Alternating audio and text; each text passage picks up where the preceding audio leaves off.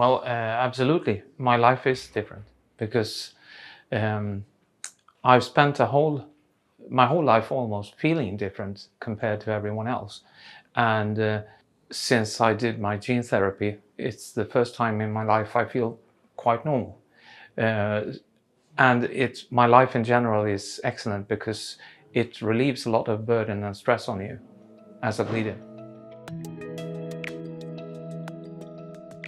First off, you have to have some sort of ego point, and my hope was that I would be able to skip the prophylactic treatment. And if that was the case, I was super happy with the outcome. But then in general, as an older bleeder, I feel a huge obligation to help others because others before me have made my treatment that I received possible. So that was also one of the major factors. And I think that the hemophilia community is a community of givers, that we actually care for each other and for the generations to come.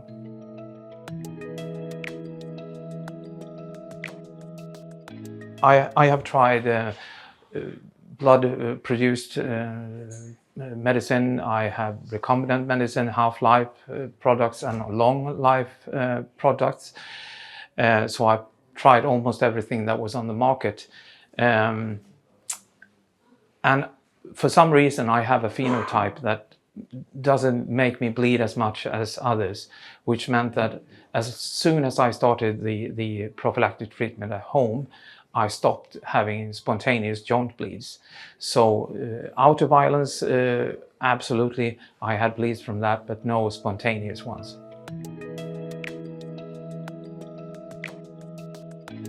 Well, I think this might differ because I have an excellent relationship with my doctor, and the first time we truly discussed this, I actually felt very informed after one meeting because he took his time. I think it was a 2-hour visit, and we were just sitting down talking, and he explained it in a manner that I could actually understand, which is important.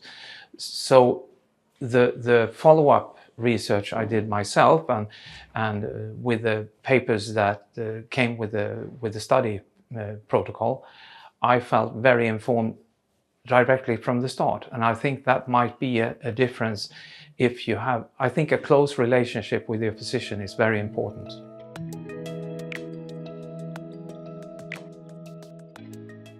I think I had a quite short decision process because I think it took me like a month maybe or something. And I think in general speaking terms, I think that's 4 weeks is quite a short period of time for a big decision. But of course, I discussed it with my family. I discussed it with my medical team. And altogether, it was quite a straightforward discussion because we had the information necessary. And it also helped that my daughter-in-law is a cancer nurse who had worked with stem cell treatment, which is also an experimental treatment. So that helped as well because that explained other things to my closest relatives that maybe sort of didn't really understand what I was talking about. Well, I came to the hospital quite early in the morning. I was sort of hooked up. I had a needle in one arm and a port in one arm, and one of them was for the ICU. If something happened, they could sort of push anything into my body fast. So I felt very secure. In the beginning, I knew that the ICU was alerted, so there was a spot open for me if something went wrong, and that made me also feel very secure. So I was actually myself very calm during the whole process. I got flu symptoms the day after, and that was very expected. But besides that, there were no reactions at all, and it was just a day on the couch watching Netflix.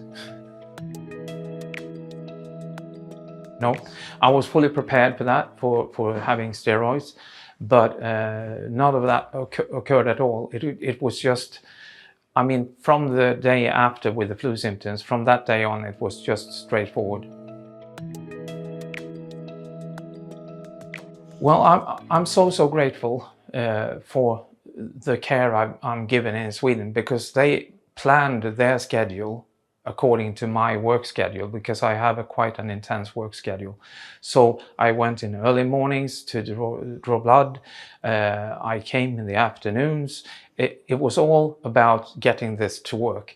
And I think the fun part we have is that in Sweden we have the holiday season in July, which means I have my 6 months follow-up in that period. And we have managed to sort of plan out my physician's holiday, my nurse's holiday, and my holiday. And we've done that for 4 years now. So I think we're quite successful.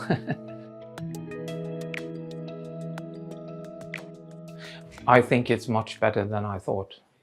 I would have been happy just sort of skipping prophylaxis, but now being able to have a completely free mind, I don't think about my hemophilia, because I'm not a hemophiliac no more. I think that is a great relief for my relatives, for myself, because I can do whatever I want. And I think it's hard to describe, because we're so used to thinking about our illness all the time, which means that it's hard to describe if you haven't experienced it. No, I've had a knee problem. That's not hemophilia at all. It's just my meniscus has ruptured due to running. And I didn't experience any bleeds even then. So sort of all the symptoms I've had on my hemophilia in the past, all of that has gone.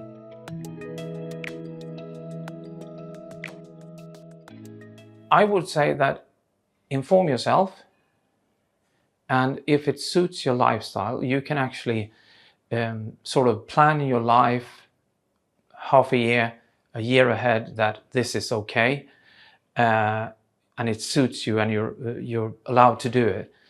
Then go for it, but then manage your expectations so that you don't, hope for the stars, but get a more normal approach. But then it's better to have your expectations sort of raised in the end.